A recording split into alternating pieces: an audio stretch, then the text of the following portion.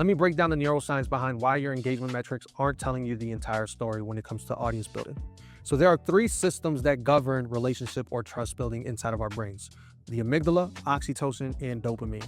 The amygdala has to get bypassed first in order to be able to signal to the brain that it's safe enough to start releasing oxytocin, the bonding chemical, which then, depending on the strength and the effectiveness of the oxytocin, leads to how much of a dopamine spike you can ultimately release, right? Which then leads the chain reaction or the cycle of all of this taking place, which then further strengthens and concretes a relationship developing.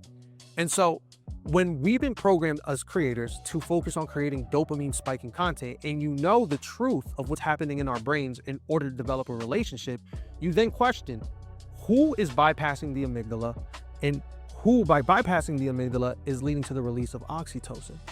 The social media platforms, right? So what does that mean? That the social media platforms, they own the relationship with your audience, not you.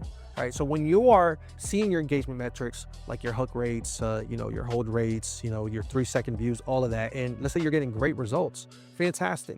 Those results really are just serving the platform more than you when it comes to building a connection with an audience that you're going to then monetize through direct to consumer sales, right? And so then you have to ask yourself, when you start understanding this, what are you doing with your content that is not necessarily designed for dopamine spiking, but it's designed for amygdala bypassing and oxytocin releasing?